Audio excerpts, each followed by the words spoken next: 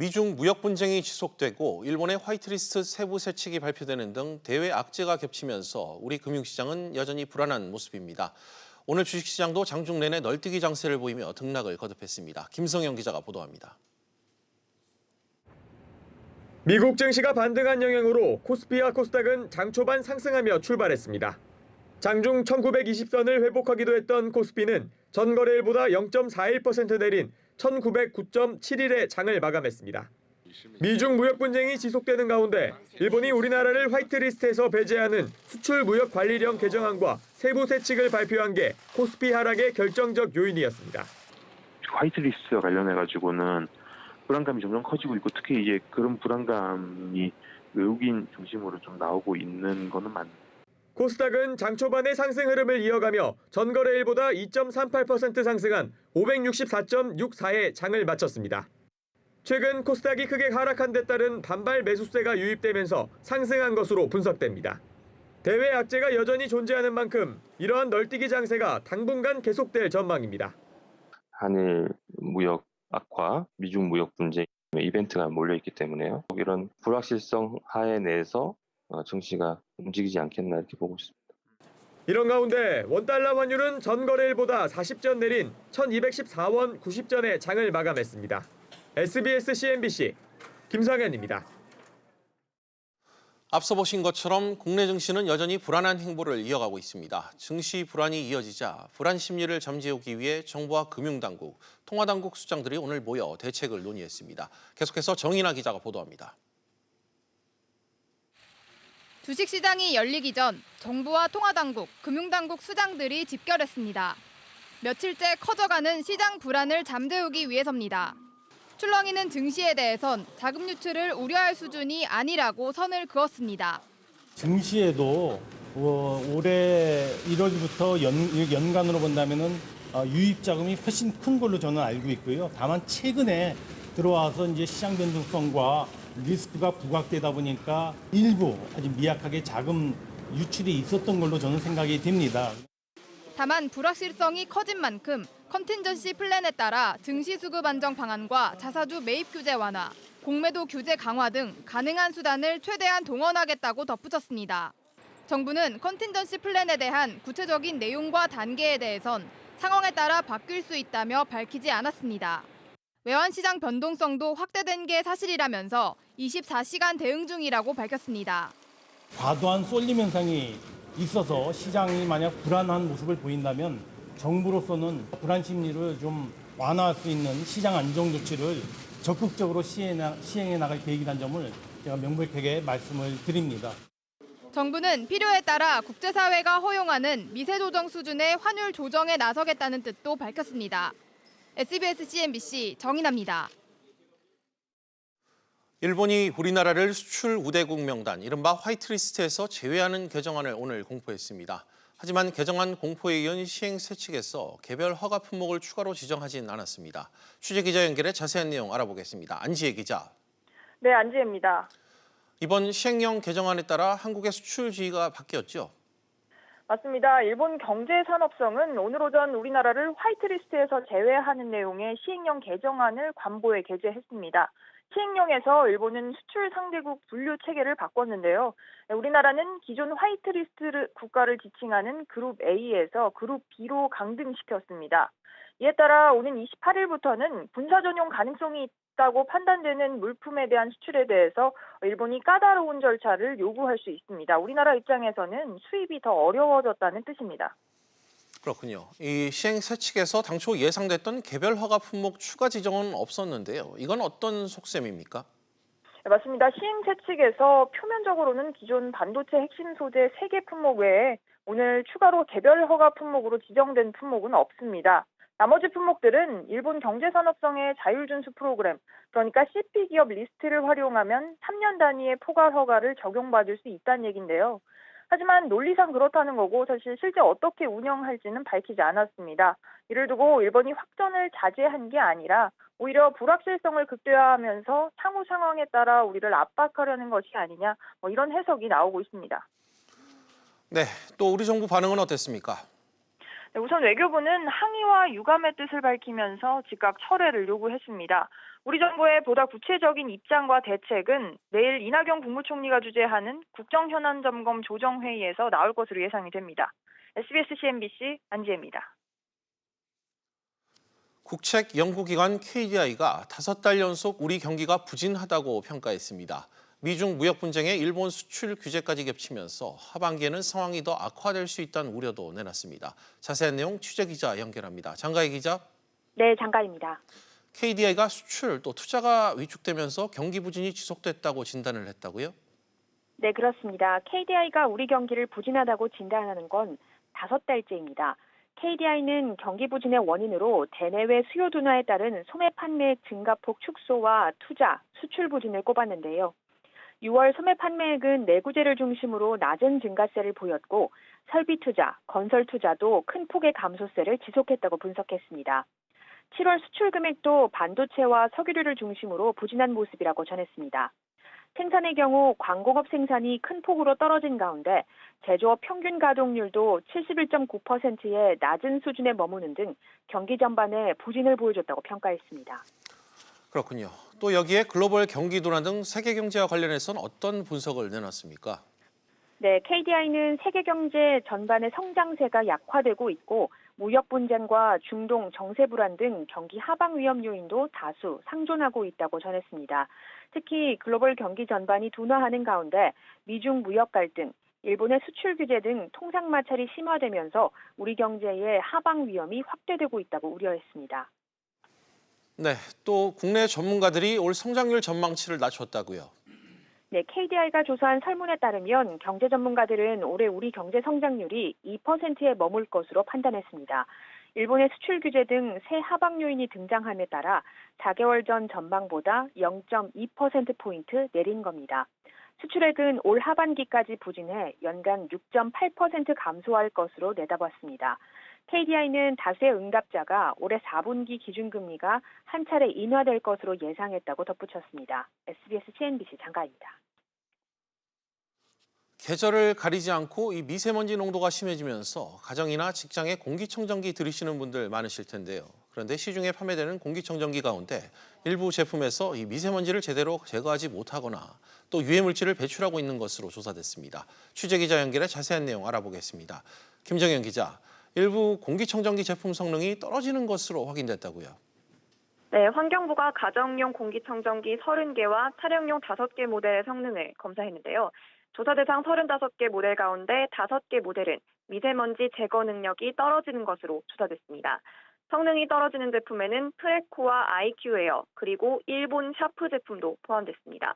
공기청정기는 보통 사용 면적의 90% 이상 미세먼지를 제거해야 우수한 성능을 가진 것으로 평가되는데요. 일본 샤프 제품의 경우 미세먼지 제거 능력이 86%, 국내 프레코 제품의 경우 75%로 기준치에 미치지 못했습니다. 특히 샤프 공기청정기는 유해가스 제거 능력이 54%로 70% 이상인 나머지 제품들보다 유해가스를 제거하는 수준도 떨어지는 것으로 나타났습니다. 그렇군요. 안전성 조사도 함께 했다던데 결과가 어떻게 나왔습니까? 네, 조사 대상 35개 모델 모두 안전 기준에는 적합하다는 판정이 나왔습니다. 다만 가정용 오텍 캐리어 제품과 노르페인트가 판매하는 차량용 필터에서 가습기 살균제 유해 물질인 CMIT와 MIT가 소량 함유된 것으로 밝혀졌는데요. 실제 가동 중에는 공기 중으로는 방출되지 않은 것으로 확인됐습니다. 환경부는 함유된 유해 물질이 모두 인체에 흡입돼도 위해 가능성이 낮은 수준이라고 평가했는데요. 판매사들은 소비자 걱정을 줄이기 위해 오늘부터 해당 제품을 회수 교환할 수 있도록 조치하겠다고 밝혔습니다. SBS CNBC 김정혜입니다. 다이어트에 효과가 있다고 허위 과장 광고한 식품과 화장품 광고 사이트 수십여 곳이 적발됐습니다. 최근 온라인상에서 방탄커피란 이름으로 큰 인기를 끌고 있는 다이어트 커피, 또 가슴 확대 크림도 효과가 없는 것으로 확인됐습니다. 강산 기자가 보도합니다. 지방이 에너지원으로 바뀌면서 배고픔이 없고 식욕 억제에 도움을 줍니다. SNS에서 살 빠지는 커피로 유명한 방탄커피 광고입니다.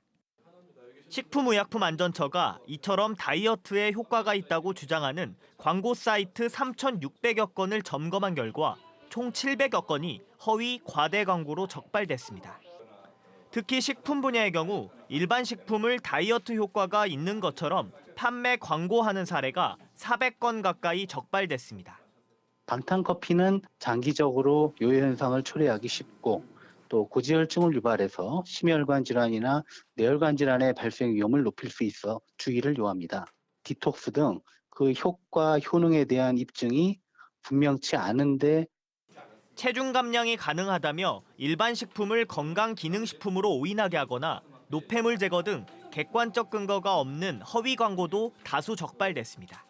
화장품의 경우 다이어트 효능 효과를 증명할 수 없는데도 지방분해와 같은 효과가 있다고 홍보한 광고가 130여 건이 적발됐습니다.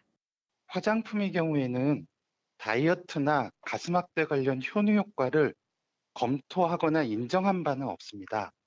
이를 표방한 광고는 검증되지 않은 사항이기 때문에 소비자분들께서는 구매 시에 주의하시기 바랍니다. 식약처는 적발된 판매업체 37곳에 대해 관할 지자체에 행정처분을 요청하고 특히 가짜 체험기 광고를 한 한 곳은 경찰에 수사 의뢰하기로 했습니다. SBS CNBC 강산입니다. 항공사들이 잇따라 일본 노선 운항을 축소하고 있습니다. 지난달 말 인천발 일본 노선 일부 운항을 축소하겠다고 발표한 아시아나항공은 추가로 오는 23일부터 부산발 오키나와 노선 운항을 중단한다고 밝혔습니다. 이스타항공도 다음 달부터 부산발 삿포로, 오사카 노선 운항을 중단하고 제주항공은 오는 10월까지 일본 노선 운항의 35%를 줄이기로 했습니다. 인공지능을 활용해 보이스피싱을 실시간 차단하는 앱 서비스가 내일부터 시작됩니다. IBK 기업은행은 통화 내용에서 기존 보이스피싱과 비슷한 단어나 발화 패턴 등을 차단하는 IBK 피싱 스톱 앱을 금융감독원과 한국정보화진흥원과 함께 개발했다고 밝혔습니다. 기업은행은 지난 3월부터 해당 앱을 시범 운영한 결과 총 7만 4천여 건의 통화 가운데 340건에 달하는 보이스피싱 의심 전화를 탐지하고 약 30억 8천만 원의 피해를 예방했다고 강조했습니다. 올해 상반기 세금이 지난해보다 1조 원 덜 거친 것으로 집계됐습니다. 기획재정부에 따르면 올해 상반기 국세 수입은 156조 2천억 원으로 1년 전보다 1조 원 감소했습니다. 총 수입에서 총 지출을 뺀 상반기 통합 재정 수지는 38조 5천억 원 적자를 기록했습니다. 정부는 적극적 재정 운용으로 상반기 통합 재정 수지 적자 폭이 지난해보다 늘었지만 연말에는 정부 예측치에 수렴할 것으로 전망했습니다.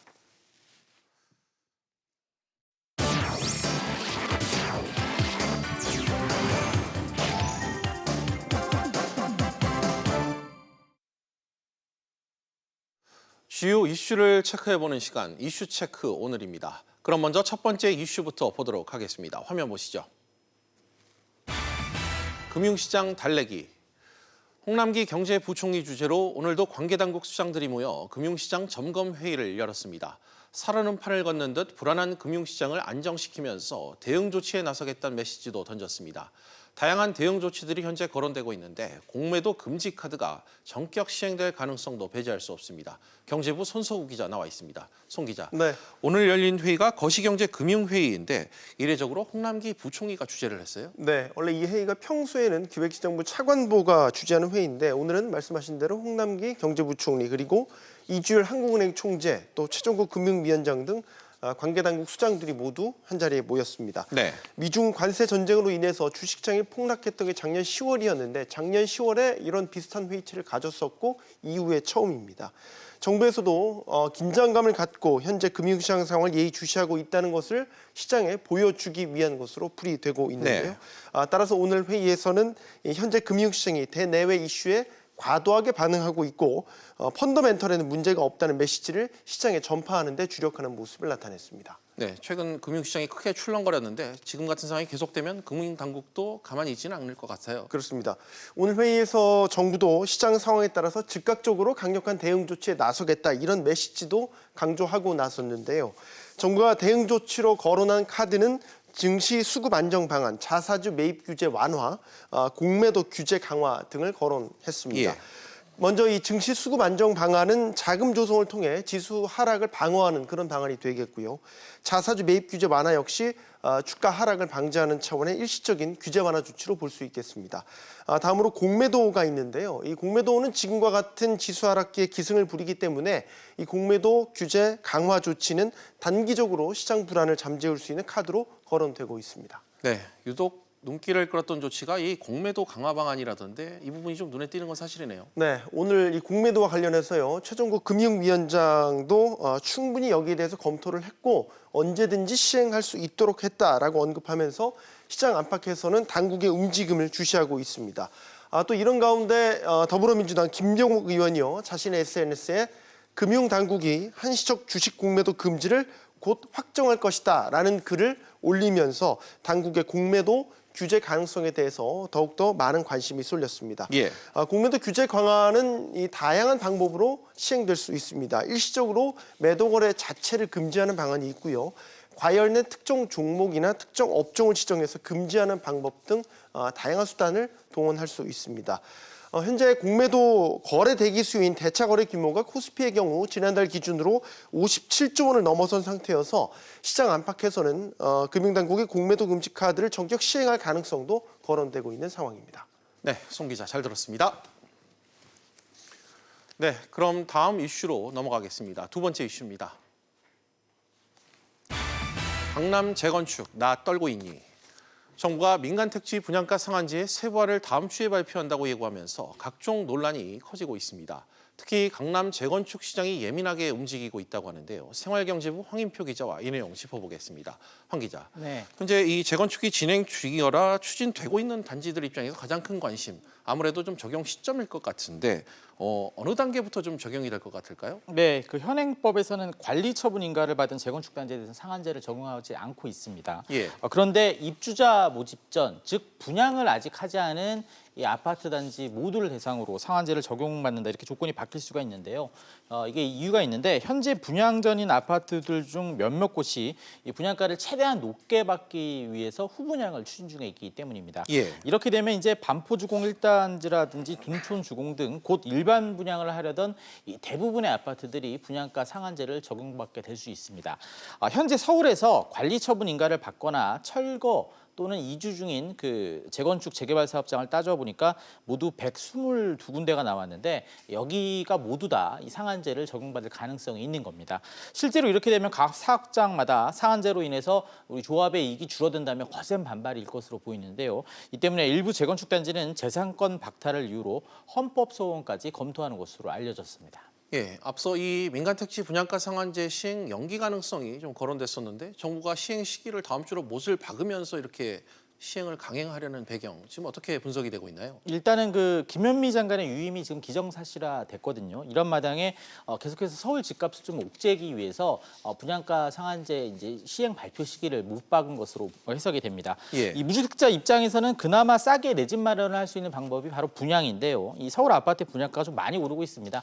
지금 3.3제곱미터당 평균 분양가가 6월 말 기준으로 2,673만 원인데 지난해 같은 달에 비해서 21%나 오른 수준입니다. 네. 최근 과천에서는 분양가 규제를 피해서 후분양을 선택하면서 3.3제곱미터당 이 강남 수준과 맞먹는 4천만 원의 분양가가 나오기도 했습니다. 이렇게 분양가는 계속 오르는데 여당에서는 좀 상한제를 연기할 필요가 있지 않느냐 이런 얘기가 나오자 결국 김현미 장관이 아예 발표 시기를 확정지은 것으로 해석이 되고 있습니다. 그렇군요. 이 지금 상한제를 놓고 집값이 더 오를 것이다. 아니다, 그렇지 않다. 논란도 지금 계속되고 있고 네. 최근 뭐 아시다시피 경제가 심상치 않은 상황에서 꼭 이걸 해야겠느냐 이런 주장도 나오고 있는데 좀 어떻게 보십니까? 네, 좀 논란을 정리를 한번 해보면요. 일단 재건축 조합 입장에선 수익성이 떨어진다고 보고 이 재건축 사업을 연기하거나 중단할 가능성이 있는 게 사실입니다. 이에 따라서 서울에서 재건축 재개발 이외에 주택 공급 수단이 마땅치 않기 때문에 결국 새 아파트 공급이 줄고 기존 집값이 오르는 부작용이 나타날 수 있다 이런 주장도 나오는 게 사실입니다. 예. 이 반면에 최근 주택 공급이 많았고 여기에 그 30만 가구 규모의 3기 신도시가 들어서는 등 공급 위축 가능성이 적다 이런 반론도 함께 나오고 있습니다. 일본의 수출 규제 등 경제 불안과 관련해선 이 재건축이 줄어들다 보니까 아무래도 건설사들이 피해를 보지 않겠냐 이런 주장이 나오고 있습니다. 그러나 일본 수출 규제와 상한제 시행 여부는 큰 상관이 없고 오히려 지금처럼 경제 상황이 녹록치 않은 상황에서 분양 가격이라도 안정시킬 필요가 있다 이런 주장도 함께 나오고 있습니다. 네, 황 기자 잘 들었습니다. 비즈플러스 계속해서 오후 토론으로 이어가겠습니다. 오후 토론은 시청자 여러분들도 유료 문자 100원으로 의견 보내주시면 실시간 토론에 참여하실 수 있습니다. 샵 3698번으로 많은 참여 부탁드리겠습니다.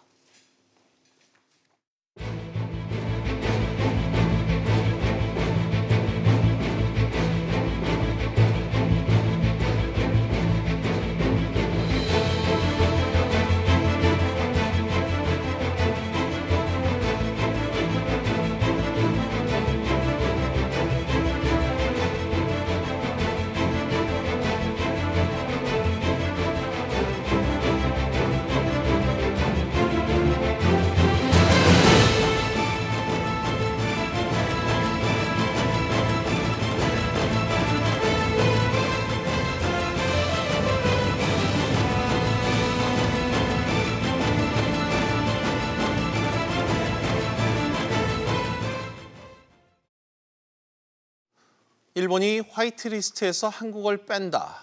이 같은 내용의 법령 개정안이 오늘 오전 정식 공포됐죠. 그런데 구체적인 개별 품목 지정은 없었습니다.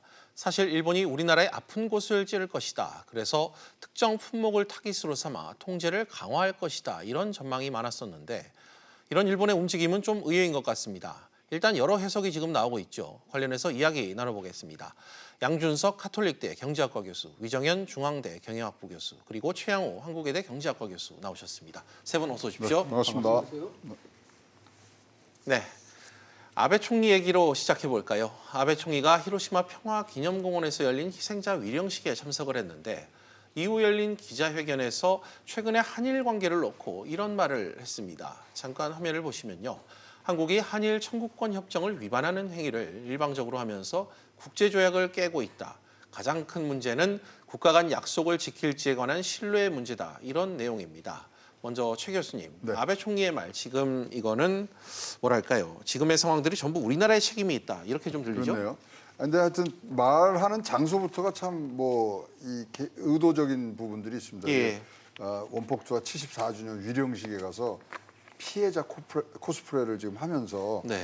그다음에 이것이 또 가지는 그 의미가 뭐냐면 지금 가기에서 얘기한 후에 처음으로 한일 관계에 대해 공식적으로 얘기하는 자리였어요. 네. 여기에서 지금 한국의 모든 책임이 있다. 즉 뭐냐면 대법원에서 내렸던 징용 피해자의 배상 문제는 한국이 수습을 해라. 일본이 나설 생각은 하나도 없다. 모든 책임은 한국에 있다. 그래서 먼저 우리는 사태 수습을 안 할 테니 한국에서 갖고 와라. 어떠한 이 대안이 되든 그러한 부분이 돼서 사실은 뭐 이 굉장히 코스프레를 피해자 모습으로 하면서도 책임은 다 우리한테 넘기고요. 특히 이번에 근데 말씀을 잘못하셨어요. 이 지금 경제에 대한 어떤 이 뭐 제재 문제는 이게 뭐 이 정치적인 거나 이런 것들이 없다 그랬는데 네. 수출 관리의 문제가 아니라 양국 간의 신뢰 문제, 즉 외교의 문제였다는 것을 이제 공식적으로 얘기한 거거든요. 그러니까 예. 자기가 얘기한 것하고는 정반대 얘기를 지금 하고 있기 때문에 그런 면에서 우리가 평가를 할 수 있고요. 일단은 모든 책임을 지금 한국 쪽에 넘기는 그런 모습을 보았습니다. 네, 알겠습니다. 이어서 덧붙인 말도 있습니다. 역시 잠깐 보실까요? 이 국제법의 기초에 일본의 입장을 일관되게 주장했고요.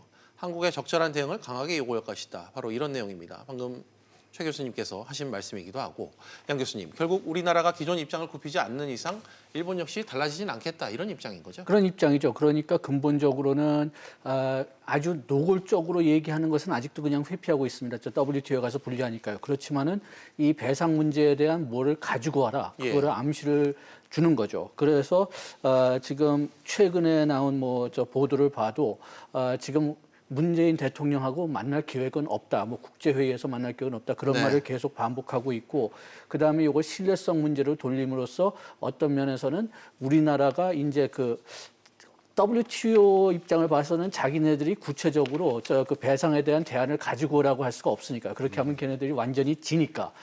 그러니까 우리 보고 가지고 와라. 그렇게 해서 책임을 넘기는 거죠. 그렇게 해서 자기네들 최대한 원래 이 보복 조치를 취한 게 배상 문제에 대한 거니까 거기에 대해서 답을 가지고 오지만은 어떻게 해서든지 또 WTO에 위반되지 않은 것처럼 보이려고 어떤 면에서는 좀 이중적인 전략을 계속 취하는 거죠. 예. 알겠습니다.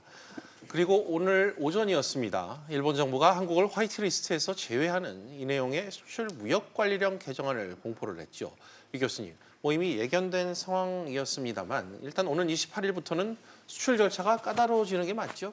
아니요, 현재는 명확하게 그 점까지는 거기까지는 가고 있지 않습니다. 네. 그래서 현재 아직은 하위 법령인 그 포괄 허가 취급 요령은 아직 공개를 하고 있지 않습니다만 그 부분이 공개되면 이제 어떻게 될지가 좀 더 구체적으로 좀 보일 걸로 예상이 됩니다. 이제 그럼에도 불구하고 현재 이제 경제산업성이 화이트리스트 즉 백색 국가에서는 제외됐지만 특별 일반 포괄 허가제라는 제도가 있습니다. 그러니까 이 제도는 이게 수출 관리를 잘하고 있다. 그러니까 군사 어떤 용도로 사용하고 있지 않다라는 확인이 되면 개별 허가를 면제하고 여전히 3년 단위로 내주는 포괄 허가 제도가 이제 특별 일반 포괄 허가 뭐 이런 어떤 제도입니다만 이런 점에서 일본 현재 경제 산업성이 이 부분은 현재 유지하기로 했다라고 좀 발표를 했기 때문에 이제 그 점에서 본다면 한국과 경제적으로는 전면전을 하겠다라는 아직 거기까지는 가고 있지 않다는 것을 우리는 알 수 있습니다. 알겠습니다.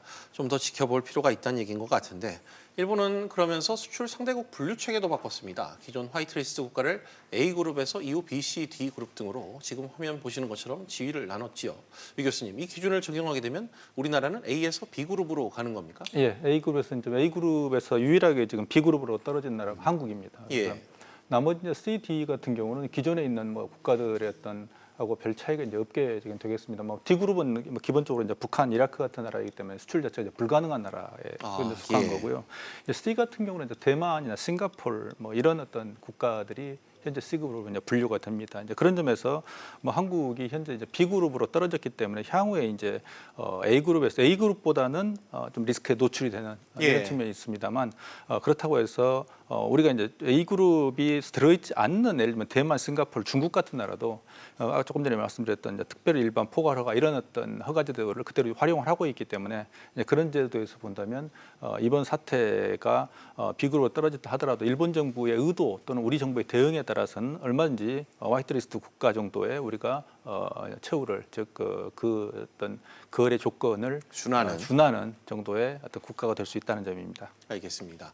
이 의도를 좀 봐야 할 것 같은데 최 교수님, 일부에선 일본의 보복성 이 조치가 아니다 이런 점, 또 단순 수출 무역 관리상의 문제라는 점을 강조하기 위해서다.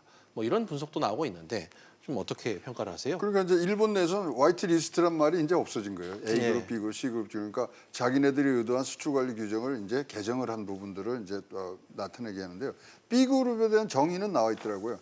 국제 수출 통제 체제에 우리가 4개에 다 가입해 있거든요. 그것을 가입을 하고 일정 요건을 갖춘 나라이나 일반 포괄 허가는 줄 수가 없는 나라 이렇게 돼 있고요. 왜 그러면 일반 포괄 허가를 내줄 수 없냐? 신뢰가 없기 때문에. 뭐 이런 등등이 이제 유추가 되는 거죠. 따라서 이 부분이 뭐 보복이 아니라 그런 것은 자기네들이 뭐 지금 자가당착이죠. 분명히 얘기를 했지 않습니까? 신뢰를 할 수 없는 나라, 그다음에 국제법을 지키지 않는 나라라고 자기네들이 규정을 하고 약속해 놓고도 매번 지키지 않는 나라이기 때문에 수출을 우대를 할 수 없다. 이게 본인이 당수 회담에서 얘기한 얘기거든요. 이거를 보복성 조치가 아니라 그러면 뭐가 보복성 조치가 될지 참 궁금하고요. 지금 현재 일단 이 뭐 시행령을 얘기를 하고 이제 시행 세칙으로 내려가는 부분에 다른 뭐 추가적인 제재 부분이 없다 그래서 우리가 안심할 수 있는 건 아니고요. 이렇게 놓고 시행 세칙도요. 그거는 장관 마음대로 할 수 있는 거예요.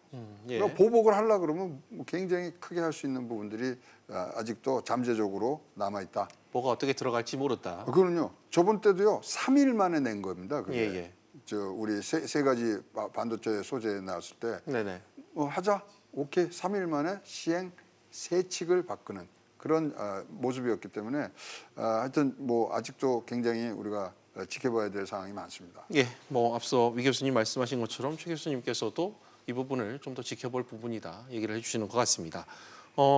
우리나라 입장에선 수출 무역 관리령의 시행 세칙, 방금 얘기 나눴던 이 부분이 가장 관심사였습니다. 쉽게 얘기하자면 일본이 수출 규제를 하는 품목을 늘릴 것인가, 이 규제 범위가 과연 어디까지인가의 문제였죠. 양 교수님, 일단 일본이 추가 규제 품목 리스트를 지정하지 않았습니까? 추가적인 리스트는 일단은 뭐 지적하지 않았고 그냥 일단 우리가 지금 계속 걱정하고 있는 그 3가지 품목만 개별 관리로 품목으로 지금 나눴거든요.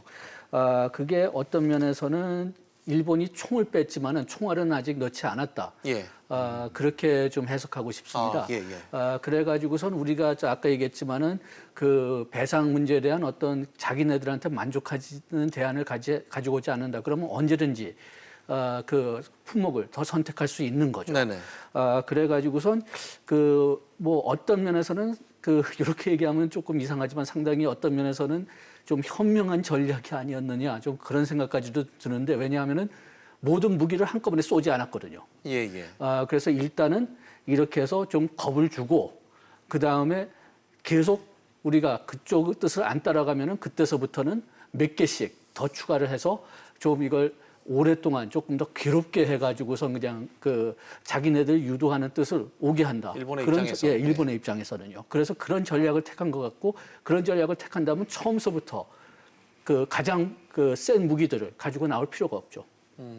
알겠습니다. 일단은 총을 뽑았지만 총알은 넣지 않았다. 이 표현이 가장 좀 와닿는 것 같습니다. 이 교수님, 추가 규제 품목 리스트 지정이라는 게 이 기존 포괄 허가를 받던 게 개별 허가를 바뀐다. 뭐 좀 이렇게 이해하고 있는데 이렇게 되면 구체적으로 어떤 게 불편해지는지 좀 지적을 해주시죠. 그러니까 기존에 이제 포괄 허가를 받은 개별 허가를 바뀐다고 그래서 우리가 현재 대상이 되고 있는 1,200개 항목 전체가 그쪽으로 들어가는 건 아닙니다. 그러니까 이제 일본 정부가 또는 경제산업성이 어떻게 이 품목들을 이제 분류할 것이냐 하는 것들에 따라 달라지게 되는데요. 예를 들어서 개별 허가로 들어가게 되면 허가 신청 또는 심사 등에 대략 90일 정도 소요가 됩니다. 3개월 정도 소요가 되는 거죠. 그리고 유효기간, 이 허가를 받은 후에 유효기간도 대략 한 3개월 정도에 그치기 때문에 기업에 있어서는 이제 대기업 같은 경우는 그런 필요한 서류나 그 절차를 밟아가는 것들이 크게 문제가 되지는 않을 겁니다만 중소기업 같은 경우는 이런 절차를 밟기가 굉장히 어렵기 때문에 그리고 유효기간도 3개월 정도에 그치기 때문에 상당한 정도의 타격이 있을 걸로 이제 그렇게 좀 생각을 하고 있습니다.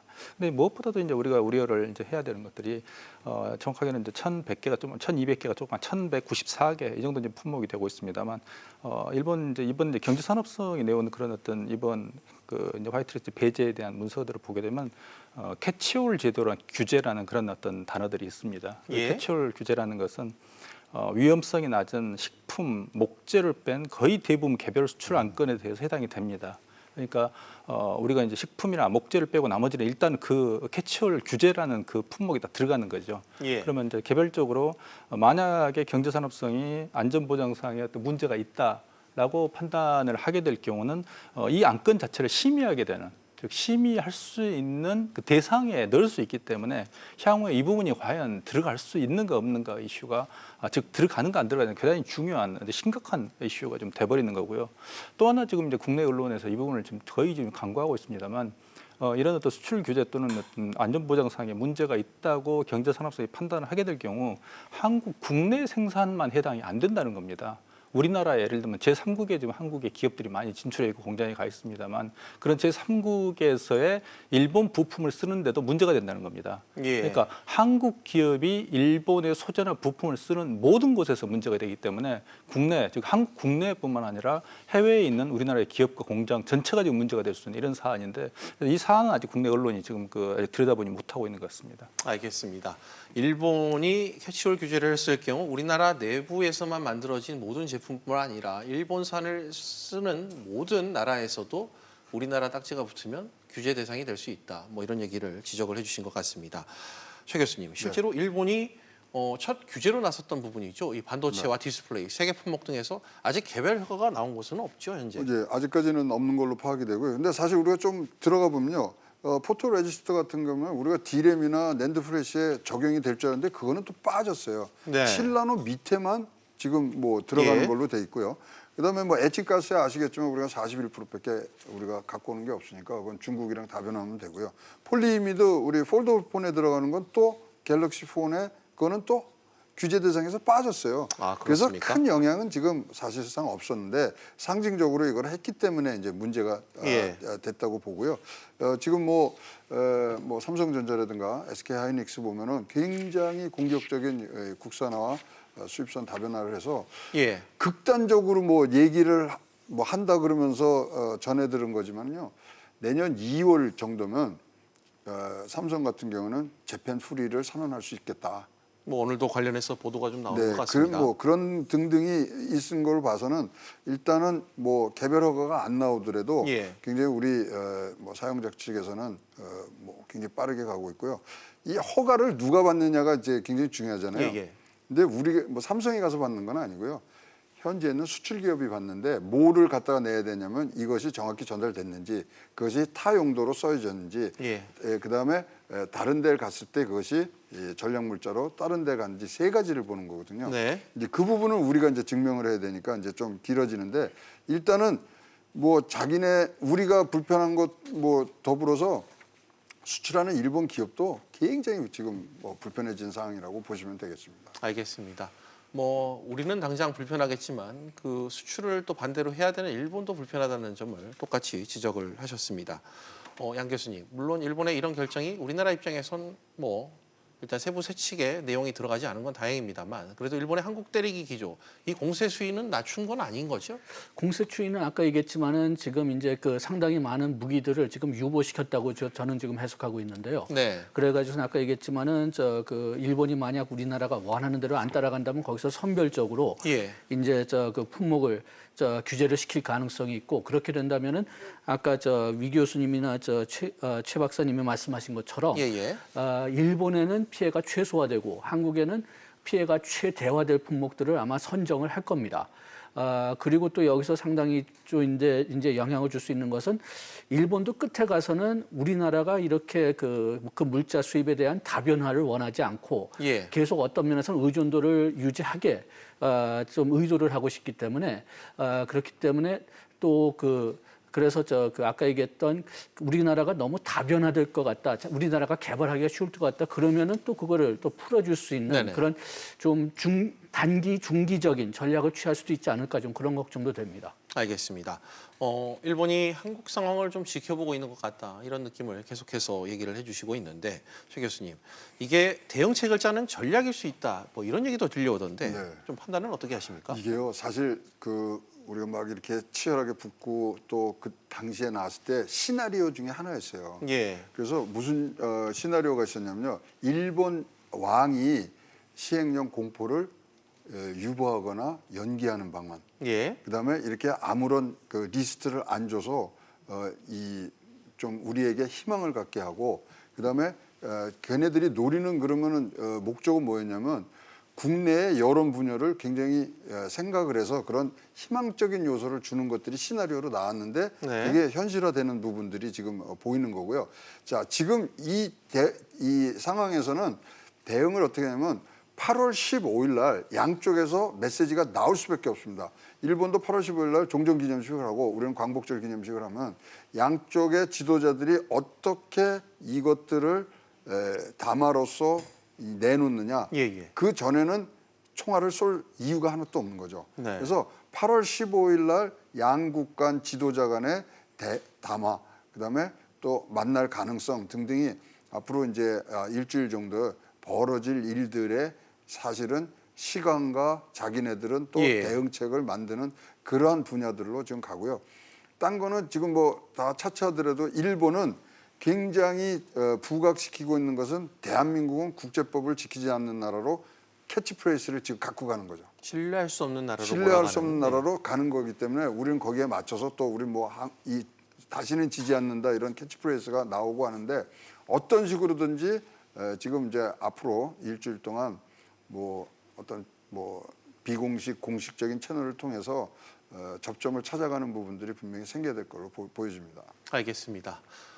위 교수님께는 앞서 언급해 주셨던 특별 일반 포괄 허가 제도라는 걸 좀 여쭙고 싶습니다. 실제 중국도 일본 기준으로 화이트리스트 대상은 아니지만 이 제도로 혜택을 보고 있는 것으로 알고 있는데 우리나라가 이 대상이 될 가능성도 있는 건가요? 예, 그래서 이번에는 이제 경제산업성이 한국을 이제 백색 국가에서는 제외하지만 특별히 일반 포괄 허가 제도는 유지하기로 했습니다. 그래서 이제 기존에 이제 우리가 중국과 같은 정도의 그런 수출에 있어서의 우리가 이제 혜택을 좀 볼 수 있는 이런 가능성을 열었는데 그럼에도 불구하고 세 가지 조건을 걸었습니다. 이거 상당히 심각한 이슈일 수 있습니다. 그래서 이 부분도 우리가 조금 주의해서 볼 필요가 좀 있겠습니다. 그래서 첫 번째가 뭐냐면 특별 일반 포괄 허가를 받았어도 군사적 용도로 이용되거나 핵무기 개발 등에 사용될 우려가 있는 경우에 포괄 허가는 실효된다. 조건을. 두 번째는 군사적 용도로 이용될 우려가 있는 경우에는 수출 또는 거래에 앞서 신고해야 한다. 그럼 세 번째는 수출되는 화물의 이용자가 군 및 군 관계기관 또는 이와 비슷한 기관인 경우에는 신고해야 된다. 이 세 가지 등을 달았습니다. 이거 굉장히 중요하고 심각한 조건들입니다. 그러니까 이게 뭐냐면 북한이나 북한 관련 어떤 기업, 시설 등을 이미 걸어놓고 이걸 우리에게 특별 일반 포괄 허가를 내주고 있다는 것이죠. 그럼 반대로 뒤집어서 이야기하면 얼마 전에 이제 아베가 이 우리나라에 이제 최근에 이제 브라우스 등등에서 규제를 할 때 일부의 전략 물자가 북한으로 흘러간 정황이 있다라는 것들을 이야기를 흘렸습니다만 그런 것들을 이미 염두에 두고 있는 어떤 변경 사항, 즉 조건이라고 좀 보입니다. 그래서 만약에 이런 것들이 이럴 우려가 있다 또는 신고하지 않았다 이런 건 굉장히 중요한 어떤 이슈가 되는데 그런 경우에는 이 부분이 즉 특별 일반 포괄 허가가 취소될 수 있기 때문에 이 부분은 굉장히 중요하게 들여다봐야 될 것 같습니다. 알겠습니다. 양 교수님, 그런데 이런 혜택, 방금 제가 위 교수님과 나눴던 이런 혜택과 관련해 이 기준을 적용받을 수 있는 국내 기업들, 특히 이 중소기업들이 많이 있을까요? 얼마나 될까요? 지금 그거를 파악 중입니다. 왜냐하면은 지금 이런 그 특별 일관 포괄 허가를 적용할 수 있는 품목이 전략물자 1,120개 중에 한 857개고. 예. 그 다음에 또 이런 특별 일반 포괄 허가를 가지고 수출을 할 수 있는 기업들, 요게 한 1,300업체로 지금 얘기가 돼 있거든요. 예. 그런데 지금 또 위 교수님이 말씀하신 대로 이 중에서 또 되는 게 있고 안 되는 게 있고. 그러니까 지금 제가 알기로는 이게 다 지금 파악 중인 걸로 알고 있는데요. 그럼에도 불구하고 상당히 많은 중소기업들은 이 조건에 들어가지 못할 것 같습니다. 여기서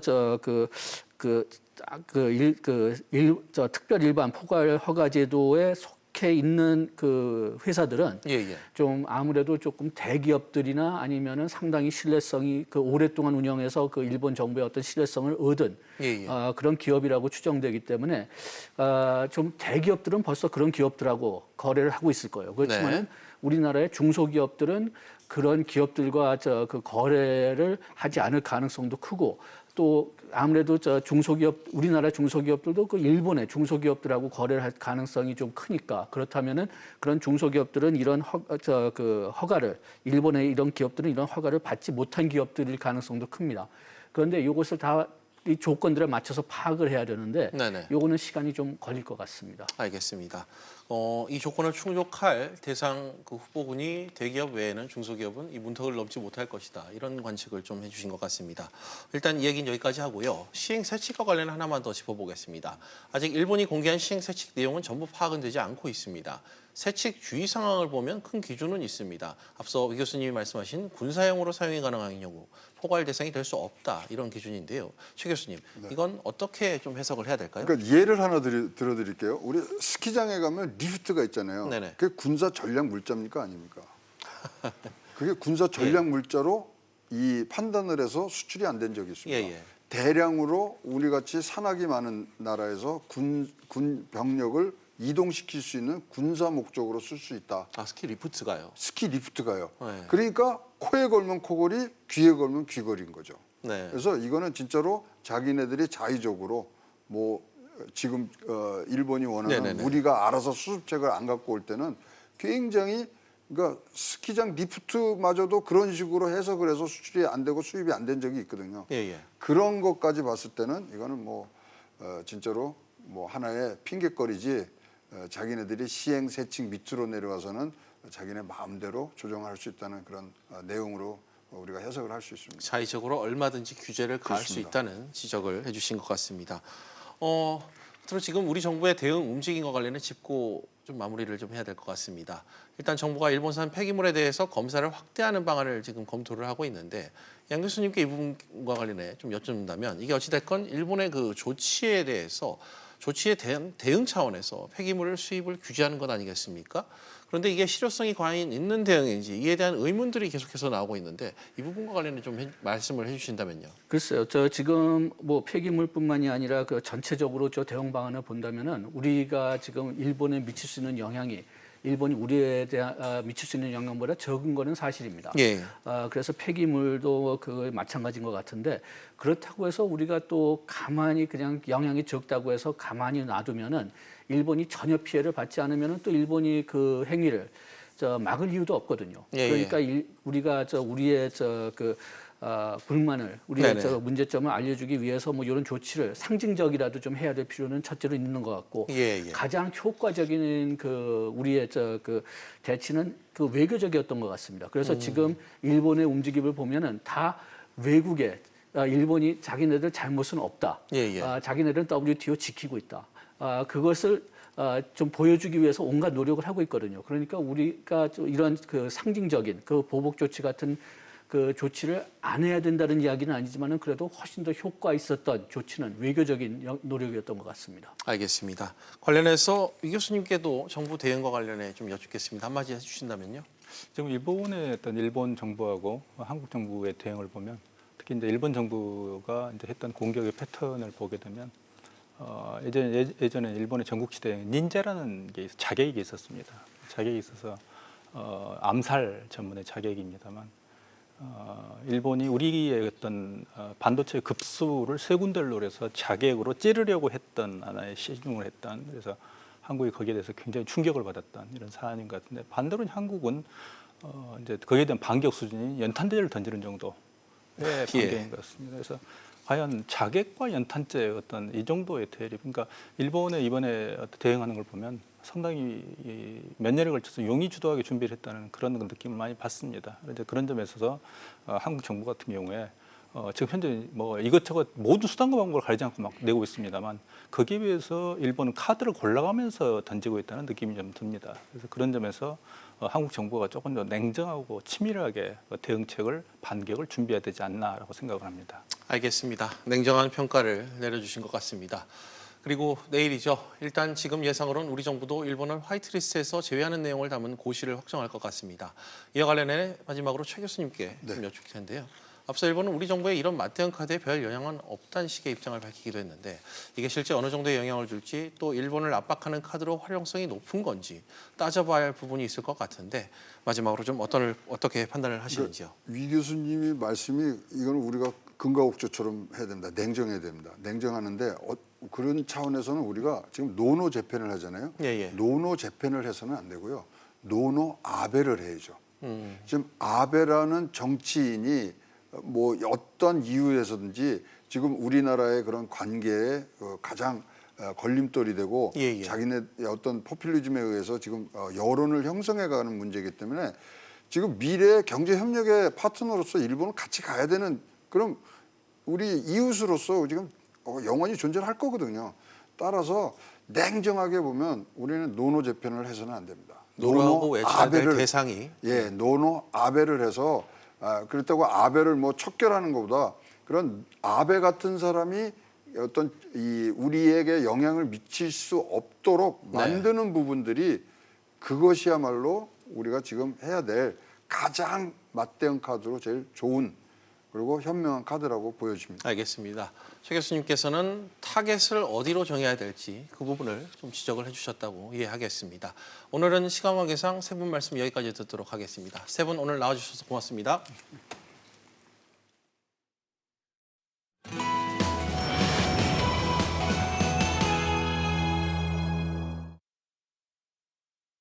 비즈플러스 오늘은 여기까지입니다. 다음 뉴스는 7시 뉴스 프리즘으로 이어집니다.